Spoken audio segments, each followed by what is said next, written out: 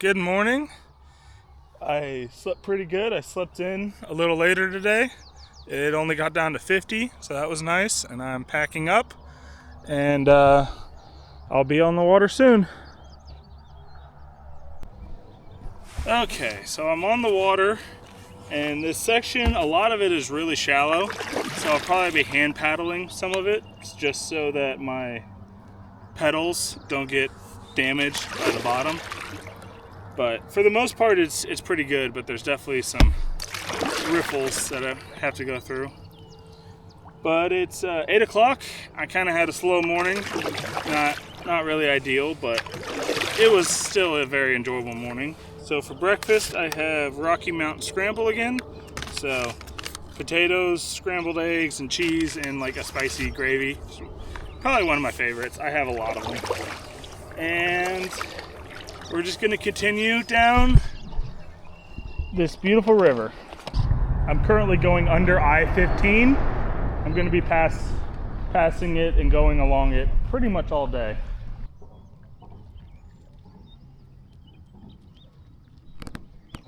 I was reading in Dave Miller's book this morning, which is 20 years old, but it still looks to be the case, that this railroad isn't in use anymore because it was washed out and never repaired up by Ulm, which is a town we're heading to. So it's very interesting and really cool to see a train tunnel right through this big old rock. There's a bit closer look at the tunnel. I think that might be the first beaver I've seen on the trip. They have several lodges around here, but I can see the flat tail. It's really cool. Seen a lot of muskrats, but that's the first beaver. The hills are still really pretty, even though you can't see them very well in the sun. That's really cool. They've got an old train car set up as a house or Airbnb or whatever it is, but still really cool. I'm going under I-15 right now again, and man, this is just still some beautiful country with a nice flowing river. I'm having a blast. I've got the sunshade up, and the cliffs just keep getting better and better through here. Man, the views just don't stop on this trip so far. I know they will eventually once I get out on the plains in North Dakota, but man, they're absolutely crazy so far. So these cameras are working out pretty good so far. They stay off most of the time until I hit the record button, and then they'll power up and start recording within a few seconds. And then when I hit the stop recording button, they automatically shut themselves off, which is really nice, saves a lot of battery. The only thing that I'm not happy about is I've managed to crack both like protective glass lenses on these cameras. My other camera, I did it on the very first day at the boat ramp at the Headwater State Park before even getting in the water. And yesterday I managed to drop a tool. It was like a Leatherman I was using to tighten up my camera mount, and I managed to crack this. So if you see a like white line in the bottom edge of this footage, it is that crack. It's mostly out of frame, so it's fine for now. I'll probably end up having to get some replacements sent to me at some point, so just something annoying. But other than that, these cameras are doing really well. So I unknowingly passed the boat ramp back there. I took the wrong fork to stop there, and that was the town of Mid-Cannon. But there's not really much there other than the pit toilet, so not a big loss. And we're just gonna keep cruising. It's an absolutely gorgeous day with lots of current, and I'm loving it. Another cross under I-15. Surrounded by just some absolutely crazy cliffs again. So it's 10:30. The views are still just awesome. And I'm spending most of my time just avoiding these drift boats full of trout fishermen. But that's okay. Got to share the river here. So this is some amazing trout fishing here, and I'm not actually fishing it, but there's a couple reasons. One, I'm just absolutely enjoying the scenery, and two, I don't have a fly fishing rod or really the proper gear to do it. I'm planning to use this as an excuse someday to come back here and just go on a purely fishing trip. I'm really looking forward to that someday. So I'm coming up on Puit Creek recreation area, and there is a bar and grill across the highway from there, but they don't open until noon and it's just 11. So we'll see if I'm willing to wait an hour for hot food. He's gonna run into my boat. There he goes. Okay, so I'm at Puit Creek. It's a boat ramp and campground. So I got the boat pulled up here. There is the Missouri River Bar and Grill across the road here. So I'm gonna go see if I can grab some food from there. I'm gonna pull the boat up a little higher and kind of lock everything down since I'm gonna be leaving it for a little bit. I got stopped by the game warden there. He checked my papers. Everything's all good. I'm currently locking up the boat, and the bar and grill had just opened, so I'm excited to go get some hot food. This is how I'm leaving the kayak. Everything on there is kind of locked together with a cable. It's locked to the post. The front hatch has a locked ratchet strap on it, and I'm gonna walk across the street to the bar and grill. The Missouri River Bar and Grill. Hopefully they're fast. Okay, I'm back. It took about an hour, but I was sitting in the air conditioning drinking a cold soda, so it definitely wasn't an hour wasted. But I got a cheeseburger and some chicken strip basket to go. So I'll eat that on the river, and it'll probably be supper too. But everything's still here, and no one's bothered anything, so that's awesome. So I'm gonna get it all unstrapped, get it back in the water, and we're gonna keep going. All right, well, I'm gonna sit here, enjoy my burger and fries and chicken strips, and just enjoy this amazing scenery as I float on by. So I was warned by some fishermen there that there are a small set of rapids coming up, so keep an eye out for those and have a good time. Seeing a whole bunch of Canadian geese with their goslings, I believe, the baby geese. So several of the paddlers have warned me about this set of rapids around the corner. They called it half-breed rapids. I've got my paddle put together into the full double paddle, and we'll see how this goes. So here's the start of them at the bridge. So that wasn't bad, but I was told it continues around this S-turn here. Well, I'm having fun. This is pretty cool. Something different, that's for sure. I've got the drive out just to be double sure that I don't hit a big rock and break it. I don't think that would happen, but can't be too careful. Yeah, it's not too bad, just a little rough, and something to keep an eye on, but nothing crazy. It continues around the corner here.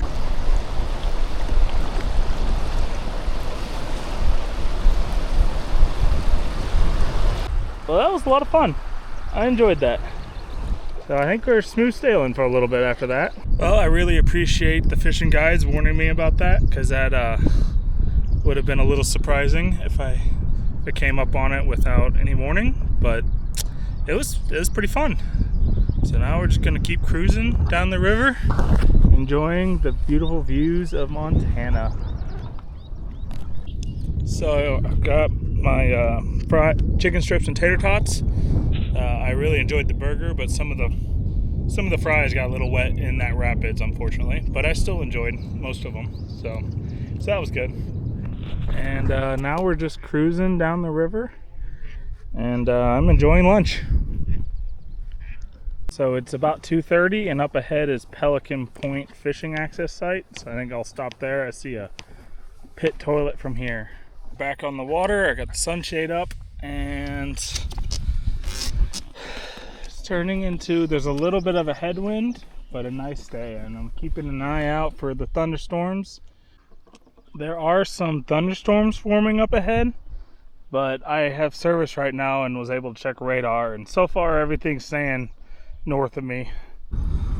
So luckily I'm nearing the town of Cascade, which means I have phone service. So with this weather coming in, it looks like it's missing us for now, but it might rain tonight here.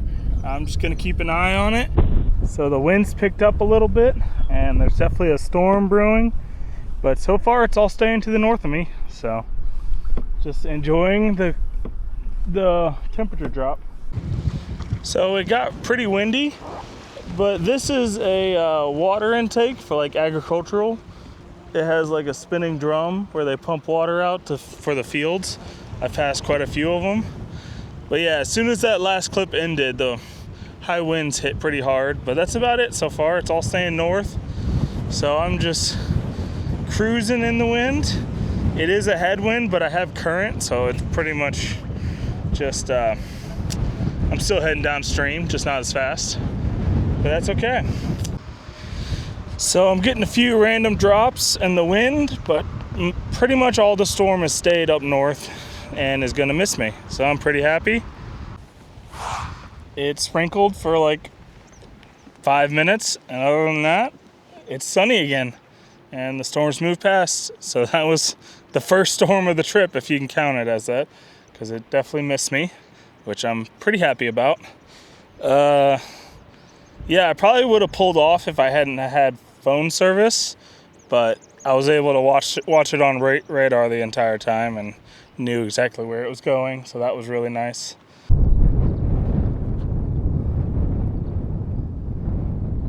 Those are just about the biggest animals I've seen today. Other than them, I've seen one whitetail and probably about 1,000 birds. They're just everywhere on the river here. There's ducks and geese and eagles and just pelicans, all kinds of birds everywhere. It's been really cool to see, and most of them have younglings with them. So it's been an enjoyable day. It's still just a little bit windy from that storm passing, but we're still moving downstream with the current. So up ahead is the town of Cascade. There's a fishing access site on the other end of town. I'll probably stop at and use the pit toilet. But one thing that I think I want to do in the future is come back and visit all these towns that I'm passing, because I really don't have any reason to stop here. Then I have to like lock up the boat and walk around and try and walk to the nearest store or whatever. So yeah, I'd really like to come back here and just see what these towns look like, you know, from the road. So that's a trip planned for the future. But other than that, we're just gonna keep on going once we stop here for a bathroom break and find a place to camp that's well sheltered from the wind and pretty high up out of the water in case the water rises from the storm. Okay, it's not quite 6 and the wind's picked up again. There's another storm moving by fairly close. But I ended up not stopping, not because I wasn't going to, but the wind picked up and I couldn't read the water very well when it got all choppy, and it got really shallow. And I couldn't get over to the ramp through it in time, so I just went on by. One of the fishing guides told me that there was a big island about a mile down that I should stay at, so that's where I'm heading. Alright, so things got a little hectic there for a minute. I got a special weather note on my phone saying that like a line of rain moving at 40 miles an hour was about to hit me, and it turns out it just went just barely north of me again. Like, it's pretty nasty looking, but it's all missed me so far, and I'm really happy. It is pretty windy, but still. So around the next corner is that island that I said the guide mentioned. So I'm gonna check it out and most likely stop for the evening and set up my tent and get camp ready. So this is the island right here. It's got a big tree on the other end. I think I'm gonna pull up right here on the nose and take a look around. There's a big old open spot over there that'll probably work pretty good. It's in the wind, but my tents should be fine. And I think this is home for tonight. All right, this looks just about perfect. We got a nice ramp up, and there's a nice flat spot here about 6 feet up out of the water. So I think I'm gonna go ahead and set my tent up just in case the rain decides not to go north of me. Okay, so I've got my tent set up here. It's all ready for the whatever storm comes tonight. I've got the sand screws in, and all of the guidelines are extra tight, and it's facing towards the wind, and that's what this tent was pretty much designed for, was high winds. So I'm not worried. And I'm gonna drag the boat up higher out of the water and get everything set up for camp. I keep getting notifications about the storm over there and how it's severe thunderstorm, moving fast, all that, but so far it's all missing me, and I feel very grateful. Okay, well, the sun decided to come out, so I went ahead and put up the solar panels. No reason not to get a little bit of charge. So I haven't been to actual power outlets since Hauser, and I've been able to keep everything at 90%. So as long as I got sun and I don't go crazy with crazy long videos, I'm able to keep this up so far. So the Starlink doesn't use too much power, and as long as I have sun, I can run that indefinitely.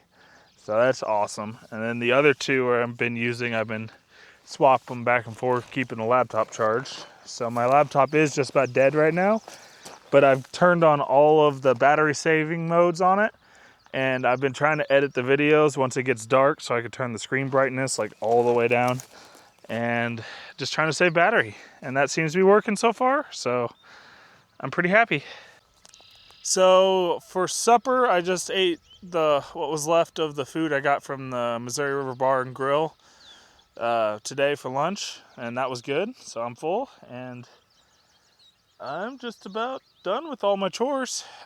So everything's packed up, videos uploaded. I've got a storm that's still rolling by. It's pretty cool. I can hear thunder just every once in a while from it. And I think that's going to be it for tonight. I'm pretty tired. I had a good day. Hopefully we'll get just as far as tomorrow. And yeah, good night, and I'll see you tomorrow.